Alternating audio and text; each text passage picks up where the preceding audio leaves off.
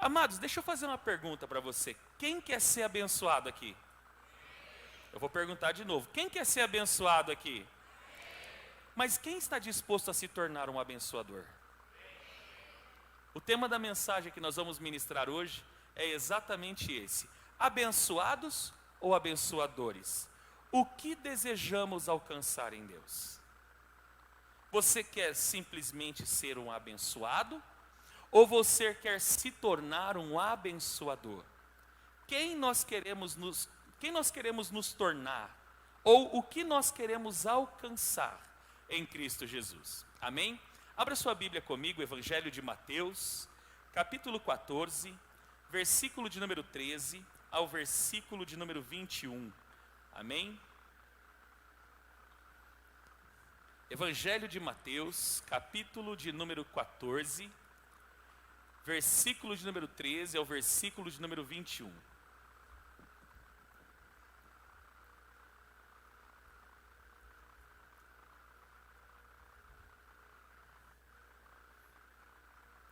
Todos acharam? Quem não tiver Bíblia pode nos acompanhar aqui pelo telão, em nome de Jesus, amém? Diz assim a palavra de Deus: assim que Jesus ouviu essas coisas, retirou-se do barco, em particular, para um lugar deserto. As multidões, entretanto, ao saberem disso, saíram das cidades e o seguiram a pé. Quando Jesus deixou o barco, viu numerosa multidão, sentiu-se movido de grande compaixão pelo povo e curou seus doentes. Ao final do dia, os discípulos se aproximaram de Jesus e disseram: este é um lugar deserto e já está entardecendo. Manda embora, pois, as multidões, para que possam ir aos povoados comprar comida. Jesus, porém, lhes respondeu: o povo não precisa ir embora. Dai-lhes vós mesmos algo para comer. Ao que eles replicaram: tudo o que temos aqui são 5 pães e 2 peixes. Vou repetir. Tudo o que temos aqui são 5 pães pequenos e 2 peixes. Mas Jesus lhes disse: tragam-nos aqui para mim. E mandou que as multidões se assentassem sobre o gramado. Tomou então os 5 pães e os 2 peixes e, olhando para o céu, os abençoou. Em seguida, tendo partido os pães, deu aos seus discípulos e estes serviram as multidões. Todos comeram até ficar satisfeitos, e os discípulos recolheram 12 cestas cheias de pedaços que sobraram. Os que se alimentaram foram cerca de 5.000 homens, sem contar as mulheres e as crianças. Feche seus olhos, Pai, em nome de Jesus, nós mais uma vez, em oração, Pai, entramos diante do Senhor, pelo novo e vivo caminho, pelo sangue de Jesus, o nosso eterno e sumo sacerdote. Viemos a Ti pedir mais uma vez aquilo que costumeiramente pedimos, antes, Pai, de ministrar com todo o temor, com toda a reverência diante de Ti. Pedimos mais uma vez espírito de sabedoria e de revelação na pessoa de nosso Senhor Jesus Cristo. Abra o nosso entendimento, que os nossos olhos, que a nossa visão seja ampliada, Senhor, e que todo pensamento seja levado cativo à obediência de Cristo. E que nós possamos sair daqui, Pai, com os nossos corações, Pai, motivados, cheios de entusiasmo, para, Senhor, verdadeiramente alcançarmos aquilo pelo qual o Senhor nos escolheu, não para fazer, mas para nos tornarmos, Pai. É o que nós oramos em nome de Jesus. Amém. Amém, queridos. Amados, você sabe que o ministério de Jesus, ele tem muito a nos ensinar. Quando nós, dentro da teologia, nós chamamos o período ministerial de Jesus de tempo de popularidade. E dentro da popularidade, dentro do ministério de Jesus, nós vamos encontrar algumas classes de pessoas que nós podemos dividir, amém?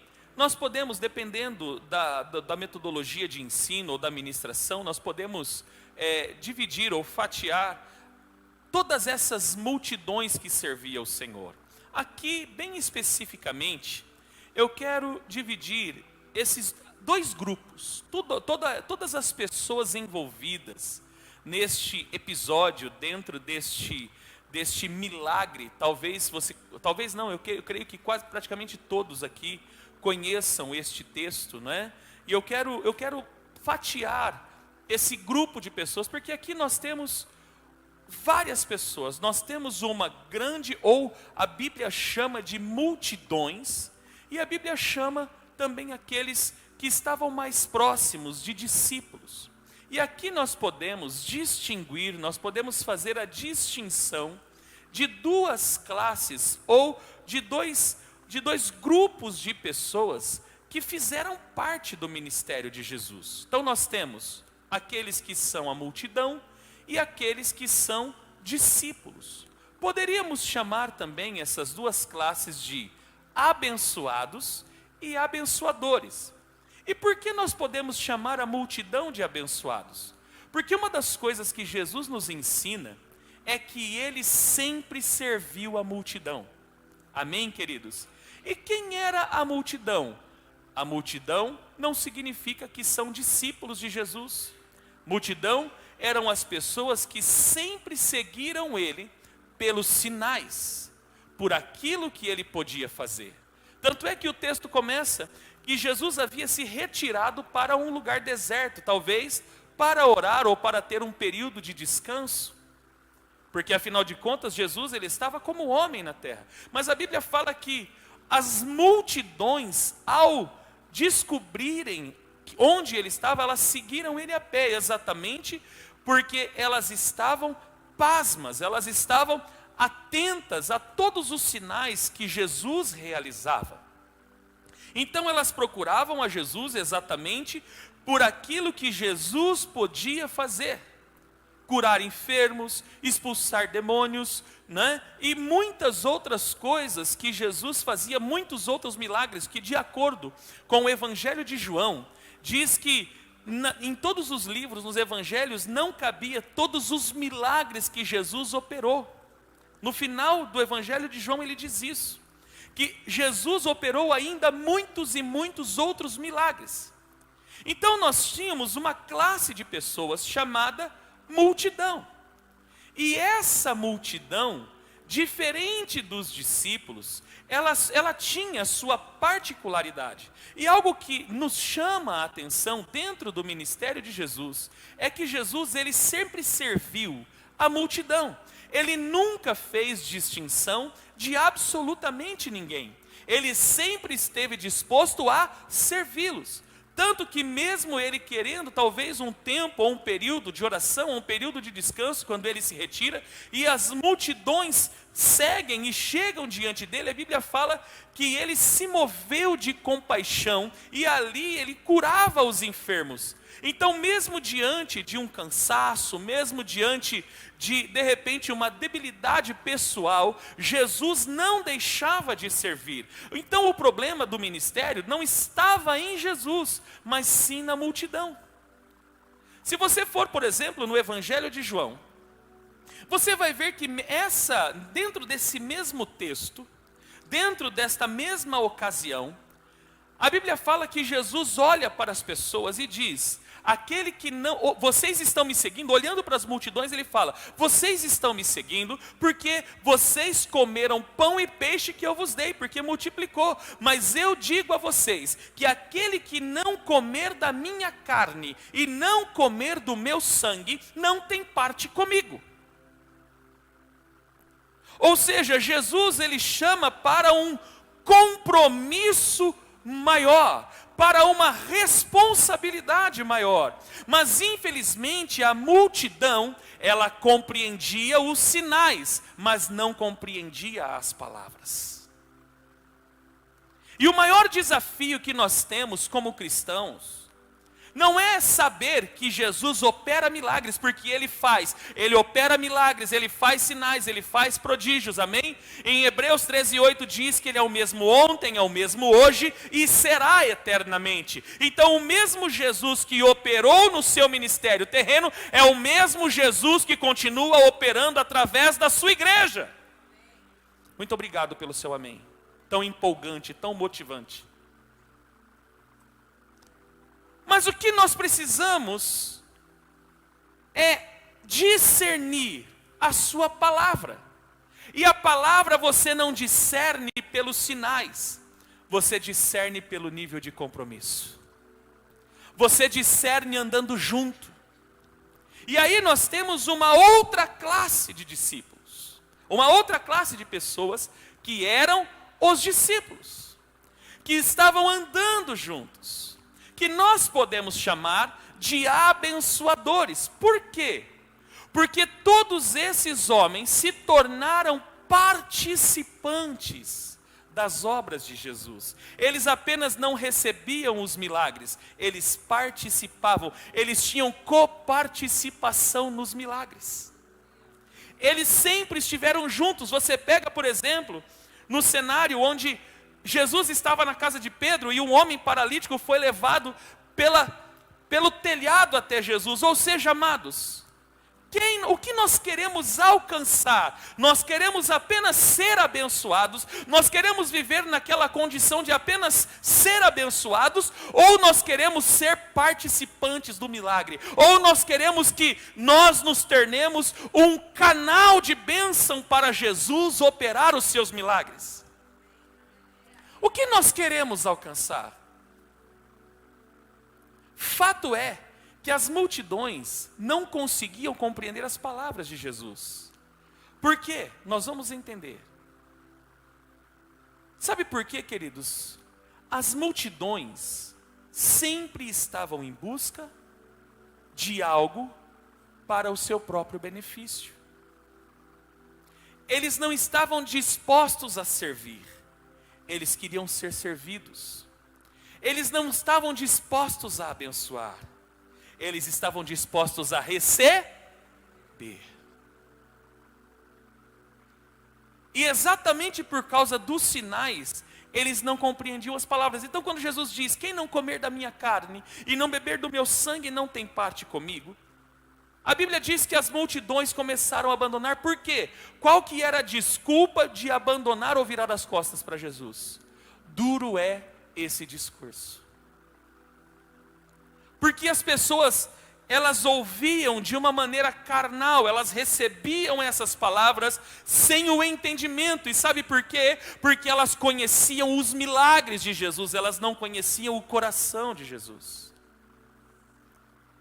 Muitos de nós caminhamos dentro da nossa carreira cristã, muitas vezes como multidão.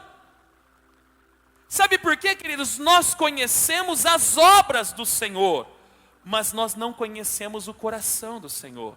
E só pode conhecer o coração do Senhor aquele que está disposto a andar do seu lado, a aprender dele, a ser discípulo dele, a trazer para si a identidade do mestre. Porque o que verdadeiramente resume discipulado, discípulo é aquele que absorve, é aquele que traz para si o caráter do mestre.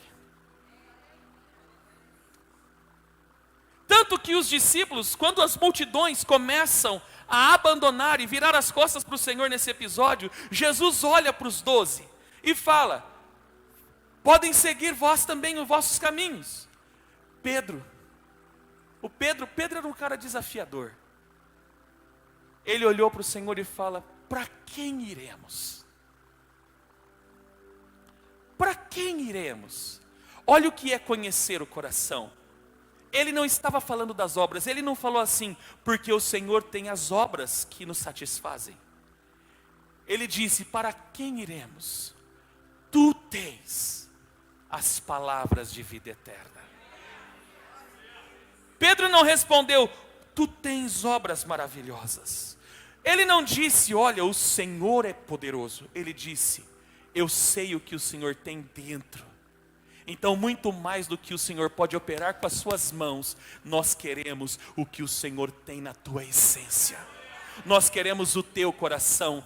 Tu tens palavras de vida eterna. Mas aqui nós temos duas classes de pessoas. Quem nós queremos nos tornar em Cristo? O que nós desejamos alcançar? Queremos continuar no meio da multidão, porque a multidão é como, eu poderia assemelhar a multidão, queridos, como o Mar Morto. Quantos conhecem? Não sei se você conhece questão geográfica, mas o Mar Morto, ele é localizado na parte mais baixa da Terra, 435 quilômetros abaixo do nível do mar. Tanto que quando a gente desce para o Mar Morto, é ensurdecedor, porque perde a audição, você perde, a respiração fica diferente, porque literalmente é muito baixo. E o Mar Morto, querido, ele não tem vida. Ele não tem absolutamente nada a oferecer a ninguém. Tanto que um dos rios que desemboca no Mar Morto é o Rio Jordão. O Rio Jordão nasce no Monte Hermon, quando no inverno as geleiras, né, elas se congelam, as águas, e a brisa, né, a neve, ela se congela, e quando chega tempo de primavera, verão, aquilo vai derretendo e vai formando, né, um rio de águas cristalinas. É maravilhoso você ver o cenário. Eu estive em Banhas, né, que é exatamente na nascente do Rio Jordão, lá no Monte Hermon, e é lindo de você ver aquelas águas cristalinas brancas que saem de dentro, exatamente de dentro do Monte Hermon. E aí quando ele chega na Galileia, ele abre um grande lago, chamado o Lago da Galileia, né? Ou o Mar da Galileia. E logo ele se afunila, volta o Rio Jordão novamente, e esse rio ele atravessa o deserto e desemboca exatamente no Mar Morto. E todo peixe que cai lá morre, por causa da densidade do sal, de tanto sal, da densidade das águas, por causa do sal. Então é um rio que não tem vida. Eu posso assemelhar a multidão apenas por aqueles que apenas só querem receber algo de Deus. Eu estou sempre disposto a receber algo. Eu estou sempre pronto para pedir algo. Então eu só recebo. Só que nada sai de mim, nada é distribuído. Ao invés de me tornar uma fonte, eu me torno uma represa. E Jesus não disse que nós nos tornaríamos uma represa. Ele disse: aquele que crê em mim, de dentro de... não, você não está entendendo nada. De dentro de si sairão rios de águas vivas, fluirão rios de águas vivas. Mas muitos de nós, por estarmos no meio da multidão, nos tornamos apenas uma represa. Sabe aquela represinha, aquele tanque, onde as pessoas só vão para pescar? Não desemboca em nenhum lugar, não alcança nada, não gera vida em nenhum lugar, só em si mesmo. Essa é a multidão. Então perceba que neste milagre, neste episódio, nesta ocasião, Jesus estava exatamente vivendo este dilema. Havia uma multidão e ele servia, ele amava a multidão. Só que quem ele ordena que participe do milagre? Não era a multidão, porque a multidão só podia receber. Então vamos aqui, de uma forma bem tranquila, vamos fazer a distinção. Como que eu consigo, pelo texto, discernir quais as qualidades ou as características daqueles que estão na multidão? É o famoso crente mar morto. Dá uma cotoveladinha no sermão para ele acordar e pergunta para ele, fala assim: você não é um mar morto não, né, irmão? O que é o mar morto? Só recebe e segura em si mesmo, né? A bênção morre nele mesmo, né? Ele só recebe e a bênção morre em si mesmo.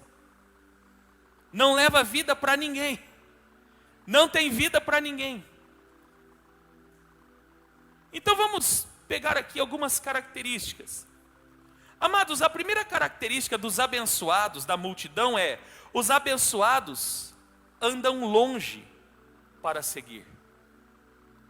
Você pode perceber que as multidões sempre estavam caminhando onde? Longe. Caminha de longe, ou seja, eu não tenho proximidade, eu não tenho relacionamento. A multidão não tinha relacionamento com Jesus, tanto que na crucificação de Jesus, a mesma multidão que ele servia, foi a mesma multidão que nele cuspia. Vocês têm ideia do que é isso? A mesma multidão que ele curava, duvidava do seu poder, dizendo: ele curou e salvou tantas pessoas e não salva a si mesmo. Então, os abençoados, aqueles que apenas só querem ser abençoados, aquele que nós podemos chamar de multidão, eles caminham de longe.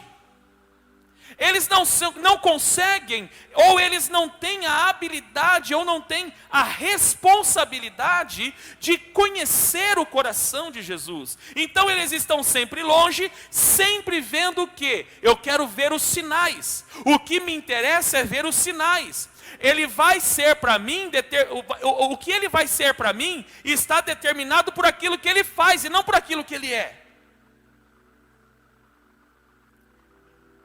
Então as multidões conheciam Jesus por ver de longe, eles olhavam de longe e via apenas os milagres, mas eles não andavam juntos. Não havia relacionamento, não havia alinhamento, não havia conhecimento. O que eles viam de longe? Apenas os sinais. Amados, até quando nós vamos viver de sinais? Até quando nós vamos passar a nossa vida cristã pedindo para o Senhor uma resposta? Quando você vai se tornar a resposta? Eu não sei se vocês vão recordar, mas há algum tempo atrás, acho que o ano passado, eu trouxe uma mensagem que eu disse: todo milagre liberado por Deus vai precisar gerar uma resposta para Deus. Tudo que Jesus faz em você, querido, e por você, precisa gerar uma resposta direta para Ele. Não tem nada a ver sobre você, tem tudo a ver com Ele. Os milagres, os sinais, as bênçãos derramadas, a forma com que Ele nos abençoa, são apenas, querido, como que eu posso dizer assim, formas de Ele chamar a sua atenção. Como Ele chamou a atenção, por exemplo, de Pedro na pesca maravilhosa. Pedro não tinha pescado nada, não somente ele, mas o seu irmão André e outras pessoas, haviam vários barcos, não tinham pescado nada. Jesus havia acabado de chegar em Cafarnaum, fala para Pedro: Pedro, me dá uma beira no seu barco. Jesus começa a pregar do barco, olha para Pedro e fala: Pedro, lança-te ao mar alto. E ele diz para o Senhor: Senhor, nós pescamos a noite inteira, e não pescamos absolutamente nada. Mas sobre a tua palavra nós lançaremos as redes. A Bíblia fala que ele sai ao mar alto, lança as redes, e ele pega tanto peixe que quase o barco afunda de tanto peixe que pegou. Mas aquele milagre gerou uma resposta para Deus, uma resposta para Jesus. Porque quando eles chegam na margem, a Bíblia fala que Pedro se prostra diante do Senhor e reconhece quem Ele é, dizendo: Senhor, afasta-te de mim porque eu sou pecador. E Jesus dá a palavra para ele: segue a mim, porque eu vou fazer de você pescador de homens. E Pedro abandonou o barco para servir a Jesus. Então todo milagre, ou todo sinal, ou toda bênção que Ele dá, ou que Ele libera para a sua vida, precisa imediatamente gerar uma resposta para Deus. O problema é que quando eu estou apenas na multidão, eu não consigo dar uma resposta. Porque na multidão, de duas uma: ou eu estou buscando um sinal, ou eu estou querendo ver algo, ou eu estou querendo sentir algo, ou estou querendo receber algo. Vou repetir. Enquanto nós estamos na multidão, ou nós estamos querendo ver algo, ou nós estamos querendo buscar algo, ou nós estamos buscando sentir alguma coisa. Quantas pessoas não entram na igreja? Eu preciso sentir. Querido, deixa eu falar para você, cristianismo não é sentimento, cristianismo é decisão. Jesus não chamou você para sentir. Eu preciso arrepiar, esse culto é de Deus porque eu estou arrupiando, O que vai resolver? Se esse arrepio não gera uma resposta para Deus, passa culto e entra culto. Você vive de arrepio em arrepio, mas nunca consegue dizer para o Senhor, eis-me aqui. Nunca consegue dar uma resposta para Deus. Então aí você fica como a multidão, andando de longe, sempre andando de longe. Nunca se aproxima, sempre andando longe. Há um distanciamento entre você e o mestre. E não adianta vir com um chavão evangélico. Não adianta vir, Jesus está comigo. A questão não é ele estar com você, é você estar nele. Porque a Bíblia fala que aquele que está em Cristo é uma nova criação. Pastor, por que muitas pessoas ainda não se tornaram uma nova criação? Porque elas não estão em Cristo. Porque apenas em Cristo eu posso me tornar uma nova criação. Apenas em Cristo eu posso me tornar uma nova criação. Mas muitos de nós não estamos nele. Aí nós queremos ao contrário, nós queremos que ele esteja conosco. E sendo que é o inverso, não é Jesus que tem que andar com você, é você que tem que andar com ele. Essa é a diferença entre multidão e discípulo.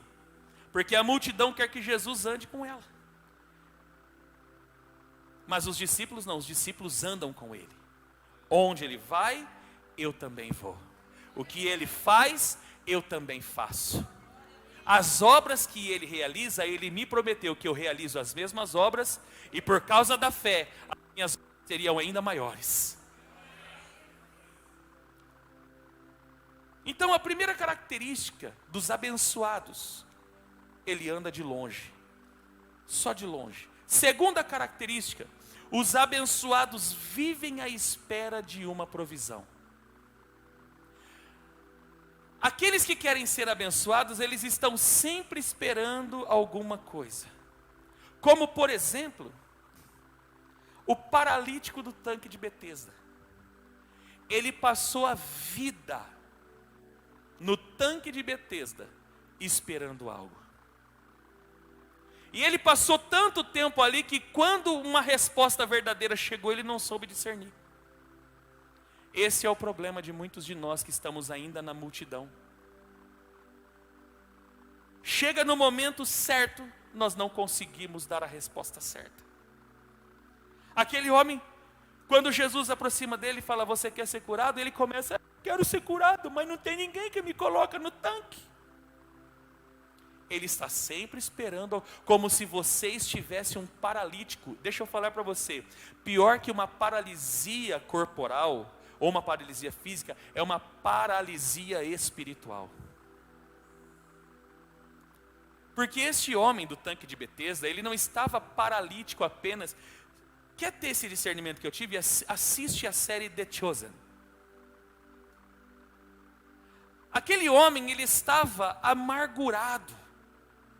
Ele não estava paralítico apenas uma paralisia física, ele estava numa paralisia espiritual. Um homem amargurado, tanto que Jesus quando chega, você quer? Mas faz tanto tempo que eu estou aqui. Por quê? Acreditava-se, isso ninguém sabe se é verdade ou não, tá gente? Isso é mito. Então para que servia o tanque de Betesda? O tanque de Betesda, originalmente, quando os filhos de Israel, os judeus, entravam em Jerusalém, na cidade onde estava o templo, eles passavam pela porta das ovelhas, por isso que chama porta das ovelhas. Lá em Israel é bem de frente ao Getsemane. Foi exatamente por onde Jesus passou. Ele passou pela porta das ovelhas para ser crucificado. Então ele não entrou pela portão dourado, ele entrou pela porta das ovelhas, porque naquele momento ele veio como cordeiro. Entendeu? Acho que você não entendeu, vou falar de novo. Naquele momento, ele não veio como rei, ele veio como cordeiro. Então, obrigatoriamente, ele precisava passar pelo portão das ovelhas. Por quê? Porque ali os sacerdotes analisavam se a ovelha ou se o cordeiro, se o animal que iria ser sacrificado estava apto para morrer. Então, o sacerdote pegava aquele animal e levava ao tanque de Betesda para ser purificado. Então era para isso que servia o tanque de Betesda. Mas acreditava-se, havia uma lenda, um mito, de que de tempo em tempo descia um anjo e sacudia as águas. E a primeira pessoa que conseguia entrar nas águas, no balançar das águas, ela era curada. Aquele homem passou a vida inteira, praticamente dele, parado naquele lugar, parado naquele tanque, esperando alguém mover alguma coisa por ele.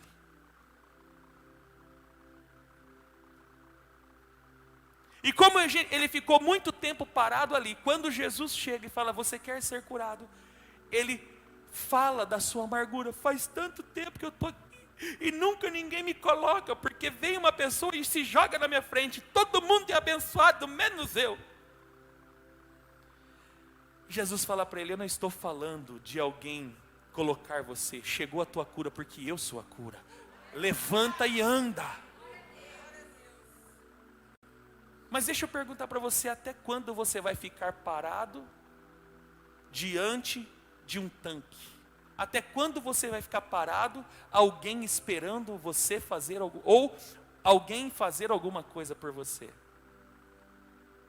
É porque o pastor não vai me visitar. Quando que você vai visitar as pessoas? Quando você vai se tornar uma resposta? Ah, porque o pastor não ora por mim. Quando que você vai começar a orar pelas pessoas? Ah, e por quando o pastor vai me aconselhar? Quando você vai se tornar um conselheiro das pessoas? Quero chamar a sua atenção, posso, como pastor? Como profeta desta noite? Lá em Hebreus, o autor de Hebreus, ele traz uma exortação forte, pesada para o povo hebreu. Porque o povo hebreu, né, por causa das suas meninices, ele escreve ao povo hebreu, olha, já era para vocês estarem comendo alimento sólido. Mas agora eu tenho que voltar a dar leitinho para vocês. Já eram para vocês ter se tornado mestre. Ou seja, eu não tinha que estar ensinando para vocês o beabá. Já era para vocês estarem sendo abençoadores. Está fazendo algum sentido para você? Já era para você estar sendo o abençoador. Então, amados, muitas vezes nós ficamos parados em alguns processos, esperando sempre alguém fazer alguma coisa por mim. Por quê? Aqueles que estão na multidão estão sempre esperando. Não tem um filme, A Espera do Milagre? Quem está na multidão está à espera da provisão. Eu estou sempre esperando Deus fazer alguma coisa por mim. Eu estou sempre buscando alguma coisa que Deus faça por mim. Eu não consigo dar uma resposta para Deus. Terceira característica, os abençoados se estabelecem num estado de comodidade. Você pode perceber, eles chegaram no deserto e ali eles ficaram. Ficaram ali, olhando um para a cara do outro. Quem não vai comer? Quem não vai comer? Eu fico imaginando, ainda mais crente. Por que você acha que os discípulos chegaram em Jesus e falaram, Senhor, despede a multidão? Você acha que eles já não estavam pensando em motim? Onde já se viu, faz um monte de milagre, mas não tem um pãozinho para nós comer. Um pãozinho não dá para nós comer. Hã? Sempre num estado de... Ali se estabelece, eu cheguei num estado de comodidade, ali eu fico, deitado eternamente em berço esplêndido, ao som do mar e à luz do céu profundo.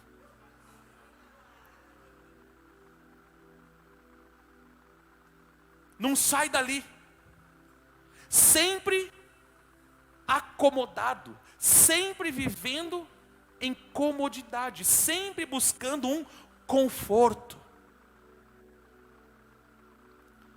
Quarta característica dos abençoados: os abençoados só recebem bênçãos.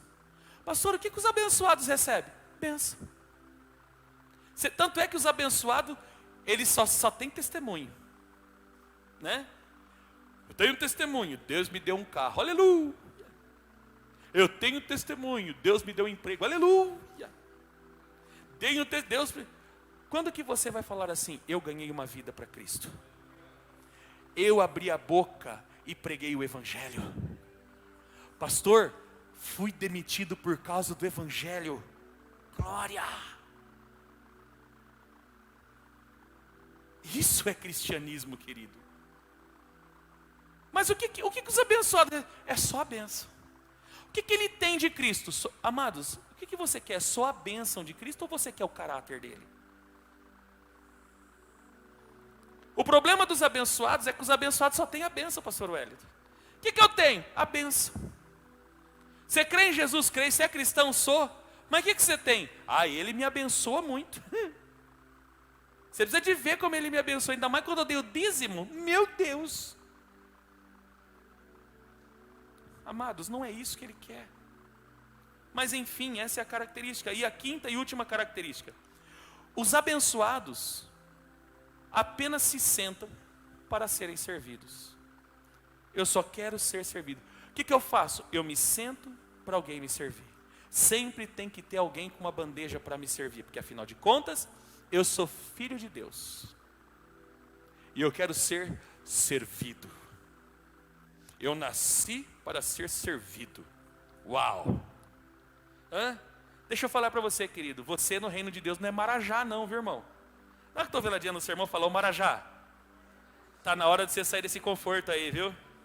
Fala para ele, pega a tua bandejinha e vai servir, por favor. Quem está me entendendo? Agora, queridos, ser abençoado é o desejo de Deus para a sua vida? Só ser abençoado é o que Deus quer? Sim ou não? Quem vai lembrar do dia que o apóstolo Daniel esteve aqui? Ele falou que aquele que quer ser abençoado precisa ser um abençoador, porque eu acabo me tornando detentor da bênção. A bênção tem que passar por mim. Foi exatamente o que aconteceu nesse texto. Agora, amados, nós precisamos entender que o desejo de Deus não é que nós nos tornemos apenas um reservatório, uma represa, onde Ele só derrama a bênção, só derrama, né? Só derrama, só derrama. Pode até cantar o corinho, né? Os irmãos mais antigos aí, vocês não me deixam a pé, porque senão a turma vai pensar que eu estou velho, né? Derrama, Senhor, derrama, Senhor, derrama, né? Só derrama, só derrama, só derrama. Mas vai caindo na represa, só na represa, só na represa. Quando que você vai deixar de ser represa e vai se tornar uma fonte? Porque se tornar abençoador é receber e deixar fluir. É receber e deixar fluir. É receber e deixar fluir. Deus, querido, quer que você se torne participante do milagre. Tanto que, neste episódio, quando os discípulos chegam para o Senhor e falam, Senhor, vamos mandar essa gente embora, para que eles comprem alguma coisa, Jesus fala o que para eles? Vocês não precisam mandar eles embora. Tem algo dentro de vocês. Dá para eles alguma coisa para comer. Vocês estão entendendo? Mas a primeira coisa que eu quero mostrar para você é a diferença da multidão, dos discípulos. É o senso, a primeira característica daqueles que verdadeiramente querem ser abençoadores é a mudança de postura. Eu vou repetir. Para você sair da multidão e se tornar um discípulo, vai depender da tua postura, do seu posicionamento. Eles poderiam muito bem ficar calados, sim ou não? Afinal de contas, as multidões estavam seguindo quem? Eu vou perguntar de novo. As multidões estavam seguindo quem? Então ele que lute.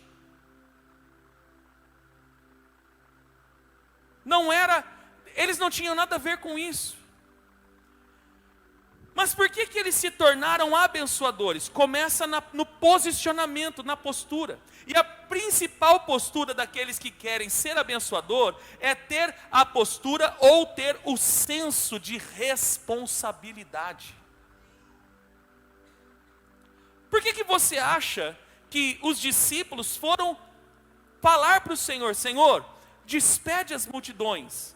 Não era falta de fé. Alguns olham para esse texto e falam: era falta de fé. Eu não vejo como falta de fé, eu vejo senso de responsabilidade. Eles entenderam que o ministério de Jesus não era só um problema de Jesus, era também um problema deles. Quer sair da sua posição de abençoado, quer sair da sua posição de multidão e quer se tornar um abençoador ou um discípulo, permita o Espírito gerar em você um senso de responsabilidade. Porque o reino de Deus, querido, é feito de responsabilidade. Aqueles que querem ser abençoadores, primeiro precisa se tornar responsável por algo. Jesus estava lá quietinho na dele. Jesus estava preocupado, sim ou não? Não. Mas os discípulos estavam, mas eles estavam preocupados com algum medo? Não, eu não vejo assim. Senso de responsabilidade. Sabe qual que é o maior problema dessa cristandade hoje? É uma geração que não sabe assumir responsabilidades. Não sabe o que é compromisso, não sabe o que é uma aliança. Quando Jesus chama Pedro para se tornar um pescador de homem, não foi simplesmente um chamado, não existe chamado sem responsabilidade. Anote isso, por gentileza, para você nunca mais esquecer. Não existe chamado se não houver responsabilidade, se não houver comprometimento. Que tipo de comprometimento? Comprometimento com uma causa. Jesus já havia dito a causa para eles aqui nesse texto. Se você retornar, se não me falhar a memória, no capítulo 12, Jesus já havia nomeado e havia dado nome para eles de apóstolos. O que Jesus falou para eles? Agora vocês têm uma responsabilidade. Vocês não são mais qualquer pessoa. Sabe qual é o problema desta geração e dos cristãos do século 21? É que eles querem simplesmente uma bênção. Eles querem simplesmente entrar num lugar confortável, mas não querem assumir responsabilidades com uma causa. E a maior causa, querido, não é abençoar. A maior causa é dizer: o reino de Deus está próximo. É aquilo que a Hélida ministrou aqui no começo. Há um reino e eu faço parte. Eu recebi esse reino. Esse reino está dentro de mim. Mas não há responsabilidade. Eu não quero compromisso. Eu não quero. Amados, quando você diz que não quer compromisso com a igreja, porque a igreja é causa de Cristo, quem está comigo? Levante a sua mão bem alto e diga: a igreja é a principal causa de Cristo. Entendeu? Pastor, me prova. É por ela que Deus salva o mundo. É por ela que o evangelho é pregado. É por ela que o reino é manifesto. A igreja é a legalidade de Deus na terra. É por onde Deus opera no mundo. É a igreja. É a igreja. Então quando eu falo, eu não quero responsabilidade com a igreja, porque afinal de contas eu já me decepcionei muito. Quando você diz que você não quer compromisso com a igreja, sabe o que você está falando? Você está dizendo assim, eu não quero compromisso com Jesus. Sabe por quê? Vamos para a Bíblia, querido. Ele é a cabeça da igreja. Aqui só somos os membros, mas ele é a cabeça. Alguém aqui consegue fazer só o compromisso com a cabeça e abandonar o corpo? Jaciara, pensa se você casasse só com a cabeça do pastor Wellington e jogasse esse corpinho fora. Tem como? Hã? Pensou, Lê? Você casar só com a cabeça do Gustavo? Hã? O corpinho não sobra nada. Parece corpo de frango desossado, né? Tô brincando, filho. Hã? Pensou? Já pensou a Tati casar só com a sua cabeça, Dair? Não. Vamos cortar, eu fico só com a cabeça. O resto eu jogo fora, porque afinal de contas o resto não me interessa. Risadas à parte, brincadeiras à parte. Isso você está rindo muitas vezes de você mesmo. Porque muitas vezes nós fazemos isso com Jesus. Nós queremos a cabeça, mas não temos responsabilidade nenhuma com o corpo. Não temos responsabilidade nenhuma com o corpo. Então, querido, se você quer sair da posição de abençoado e quer se tornar um abençoador, crie senso de responsabilidade. Entenda que você tem uma responsabilidade no reino de Deus. Isso é responsabilidade para o pastor. Então quer dizer que só os pastores aqui resumem o reino de Deus? Está na hora de você sair desse comodismo seu. Está na hora de você sair desse estado de conformidade, nesse estado de conforto, e assumir níveis de responsabilidade maior com a causa de Jesus Cristo. É aí que você passa, não adianta, eu quero ser um abençoador, mas você não se posiciona diferente. Você não assume responsabilidades. Está na hora de você entender que o reino de Deus, ele é estabelecido por gente responsável, gente que assume o compromisso, que coloca a mão no arado e não olha para trás.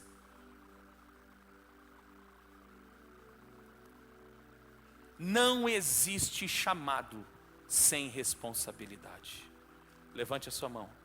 Repita comigo. Não existe chamado sem responsabilidade. Quando os discípulos procuram o Senhor, Senhor, manda essa multidão, despede ela para buscar alimento. Eles não estavam preocupados consigo mesmo, eles estavam preocupados com os outros, porque aqui está a posição dos abençoadores. Eles não se preocupam consigo mesmo, eles se preocupam com os outros. Há um filme que eu assistia com o Miguel quando o Miguel era pequenininho, que é o Segredo. Quem já assistiu esse filme? O Segredo dos Animais. Eu nunca vi um boi com teta, mas aquele boi, naquele filme o boi tinha teta. Já lembra desse filme? Lembraram dele? O que o pai ensina para o filho? Quem vai lembrar? O forte defende a si mesmo. O mais forte defende os outros. Vamos parafrasear? Os fortes servem a si mesmo. Os mais fortes servem aos outros. Os fortes pensam em si mesmo, mas os mais fortes pensam nos outros. Está na hora de você assumir maiores responsabilidades. Deus está te exortando hoje.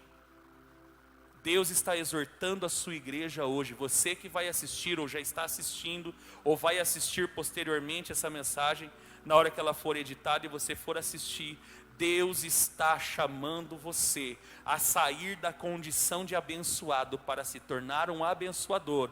Mas isso só vai acontecer quando você sair ou principalmente você sair dessa situação de comodismo, de comodidade e assumir responsabilidades. Quais as características dos abençoadores, pastor? Vamos ver? Os abençoadores não andam longe, eles já andam junto.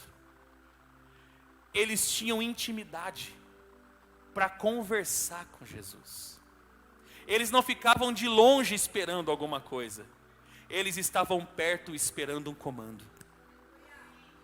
Aqui está, os abençoadores não esperam um milagre. Os abençoadores vivem da palavra, vivem debaixo de um comando, vivem debaixo de uma palavra liberada. O que ele falar, eu faço. Por isso eles não ousaram despedir as pessoas sem antes falar com Jesus. Isso se chama temor. Porque aqueles que são abençoadores, eles são dotados de temor. Então, queridos, qual a diferença? Os discípulos, os abençoadores andavam perto, andavam junto. Eles comiam, diferente da multidão que sentava na relva para receber alimento, os discípulos sentavam à mesa. O problema é, sabe por que você muitas vezes não entende isso? Porque você só fica sentado na relva esperando alguém te servir um pedaço de pão e um pouco de peixe. Agora, os discípulos, eles não tinham problema de servir, sabe por quê? Porque eles sempre estavam assentados à mesa com ele. Eles estavam sempre juntos. Eles estavam sempre andando junto. E quem anda junto se torna participante dos milagres. E não apenas uma pessoa que fica aqui, só vem a mim, não é. Eu vou, eu dou, eu sirvo. Segunda característica, abençoadores sempre serão confrontados a dar uma resposta. O que Jesus falou para eles? Dá vocês para eles de comer. Amados, pensa, nós estamos falando de 5.000 homens, fora mulheres e crianças. Como que dá comida para todo esse tipo, para toda essa crentalhada? Se nós não dá conta muitas vezes de dar para 80 no can. Você imagina, Simone, 5.000, fora mulheres e crianças. Então você imagina que a galera comia bem. Como que eles iriam alimentar? O que Jesus estava querendo deles? Uma resposta. O que Jesus está querendo de você hoje? Uma resposta. Talvez você entrou aqui hoje falando assim, eu preciso de uma resposta, Senhor. Jesus está dizendo, eu quero uma resposta sua. Você precisa corresponder ao chamado dele. Então os abençoados sempre vai ser confrontado para dar uma resposta. Você vai vir com uma petição, e ele vai exigir de você uma resposta. Dá a eles de comer. Dá a eles de comer.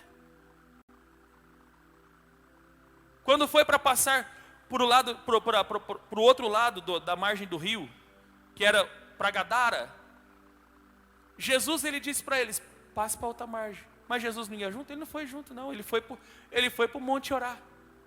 Mas ele deu uma ordem, passe para outra. Eles receberam o confronto, vocês vão, depois eu vou atrás de vocês.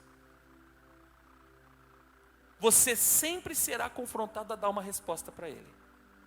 Qual a resposta que você tem para dar para ele hoje? Vamos mudar, vamos inverter a conversa?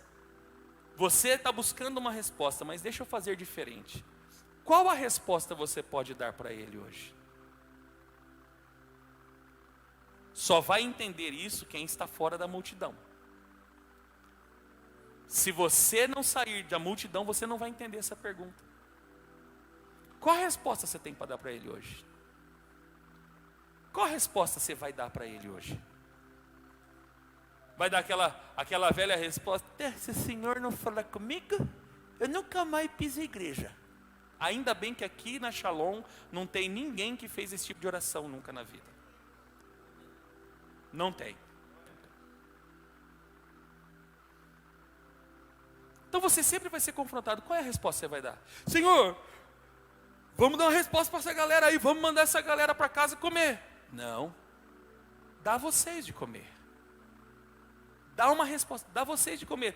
Qual foi a resposta deles? Abençoadores sempre tem algo para oferecer. Abençoadores não fica esperando alguém me dar. Todo abençoador sempre tem alguma coisa para oferecer. Eles chegaram no Senhor e falaram: Senhor, nós não temos nada. Nós só temos 5 pães pequenos. Você imagina aquele mini pão francês, talvez menor que aquele. Nós só temos 5 pequenos pães e 2 peixes. Senhor, não é muito, mas quem falou que Ele quer muito de você? Quem disse que Ele quer muito de você? Ele não quer muito de você, Ele quer o seu tudo. Levante a sua mão, feche os seus olhos e diga: Senhor, hoje eu sei que o Senhor não quer muito de mim. O Senhor quer o meu tudo. Os discípulos não chegaram ao Senhor e falaram: Senhor, vou te dar 2 pãozinhos e metade de um peixe. Pessoal, sabe por que Jesus pôde multiplicar? Sabe por que Jesus pôde multiplicar? Porque eles estiveram dispostos a dar tudo. Eles não deram parcial. Eles não deram metade. Sabe por que eles não deram metade? Porque não havia avareza no coração deles. Porque abençoador não é avarento, abençoador não pensa em si mesmo. Talvez eles poderiam olhar para o outro, mas isso aqui que nós temos dá para nós. Imagina fazer aquele motim. Peraí, Senhor, peraí. Você acha que ele está certo? Onde já se viu? Nós só temos 5 pãozinhos aqui para nós comer. E nós vai passar fome. O que ele vai fazer? Não dá para alimentar todo mundo, nós vai desperdiçar. Eles fizeram isso? Não. Eles não contestaram. Eles estiveram dispostos a dar tudo. Senhor, eu não tenho muito, mas tudo que eu tenho, eu estou disposto a dar. Tudo que eu tenho, eu estou disposto a dar. Tudo. O que eu tenho? Eu não estou falando de dinheiro não, viu, irmão? Então, Satanás pode estar sondando a cabeça de alguém que fala: esse gordinho vai começar a pedir dinheiro. Desculpa, eu não preciso do seu dinheiro. Tudo é a sua vida, disponível a servir a Ele, disponível a obedecer a Ele, em toda e qualquer circunstância. Algumas pessoas falam para mim: por que o senhor não fica em casa? Quem já me viu? Esses tempos atrás alguém me viu vindo pregar roco e manquitola, né? Não deixa que eu chuto. Por que você não fica em casa? Eu não tenho condição de ficar na minha casa, porque eu tenho uma responsabilidade. Então não importa, você está doente, não tem problema. Não tem, a gente vem com dor. Hoje a pastora não veio, queridos, porque ela não está legal, questão de saúde. Ainda falei para ela: toma tal remédio. Ela foi lá, tomou remédio invertido, um que dá sono lá, capotou na cama. Mas do contrário, mas como que vocês conseguem? Não é questão de conseguir, é que nós demos o nosso tudo para Ele. E o nosso tudo para Ele é a minha vida por completo. Então não tem dia, não tem hora, não precisa ter nem salário. Nós escolhemos, eu, minha esposa e meu filho, a gastar todos os nossos dias para servi-lo. Isso é dar tudo. Isso é dar tudo. A ponto de o apóstolo Paulo ser decapitado. A ponto de o apóstolo Pedro ser crucificado de cabeça para baixo. A ponto de Tiago perder o pescoço, sendo decapitado. Isso é dar tudo. Isso é estar disposto a dar tudo. Senhor, nós não temos muita coisa. Temos 5 pães e 2 peixinhos. Jesus não nega. Traz para mim. O segredo da multiplicação está na oferta. Está naquilo que eu ofereço a Ele. E não é só em recurso, é em vida, é em saúde. É tudo que eu tenho, é tudo que eu sou. Afinal de contas, o maior mandamento é: amarás o Senhor teu Deus acima de todas as coisas, com todo o vosso coração e com todo o vosso entendimento. Quem está comigo? Esse é o mandamento. Esse é o mandamento. Amar a Ele, acima de tudo, acima da sua própria vida, acima dos seus próprios interesses, acima das suas próprias necessidades.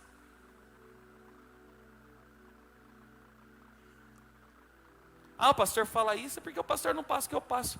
Será que você teria coragem de passar o que eu já passei? O que eu e a pastora Juliana já passamos no ministério? De às vezes vir para a igreja pregar sem saber o que nós iríamos comer no outro dia, ou até mesmo o que ia ter de janta. Quantas vezes, teve uma vez que nós não tínhamos, estava uma lástima, tinha acabado de sair para o ministério integral. E a nossa janta foi pipoca, eu, Hélio e o Miguel, nós comemos pipoca dando risada. Dando risada.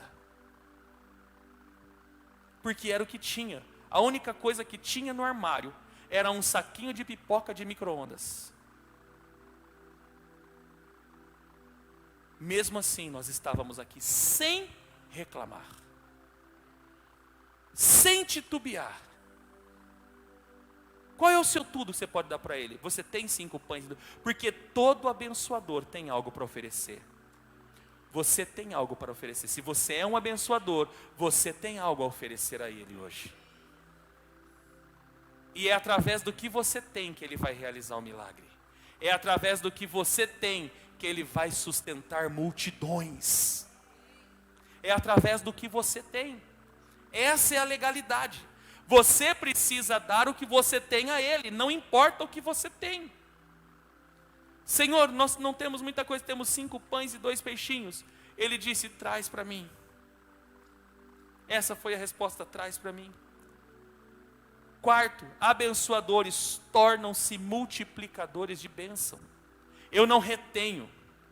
E Jesus ensinou, porque quando Ele deu graça, o que Ele fez? O que Ele fez, gente? Ele fez o quê? Aqui está o segredo da multiplicação. A multiplicação começa no repartir. Você está entendendo? A multiplicação começa no repartir. Jesus, Ele repartiu. Colocou no cesto e fala: sirva as pessoas. E o que aconteceu? E dava pão, e não acabava pão. De 5 pães, alimentou 5.000 homens, fora mulheres e crianças. E começa, imagina, gente, e sai pão. Da onde está saindo pão, gente? Dá pão, e sai peixe, sai pão, e sai peixe, sai pão, e sai peixe, sai pão, e sai peixe, e sai pão, e sai peixe, sai pão, e sai peixe, e sai pão, e sai peixe, e sai pão, e sai peixe, e sai pão, e sai peixe. Não parava, porque todo abençoador, ele se torna um multiplicador de bênção, não para nele, ele vai distribuir para o maior número de pessoas que ele conseguir, ele vai multiplicar a bênção, ele não vai reter para ele, ele vai entregar para todos.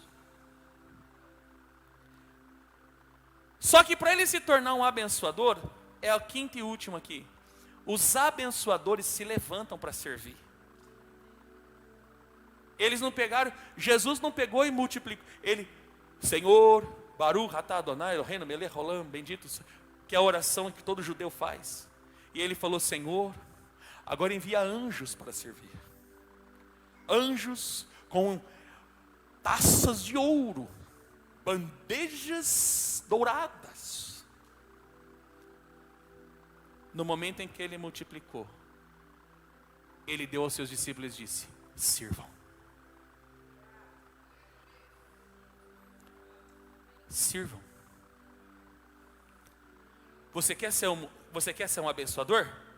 Sirva. Vou perguntar de novo: você quer ser um abençoador? Sirva. Você quer ser um abençoador? Sirva.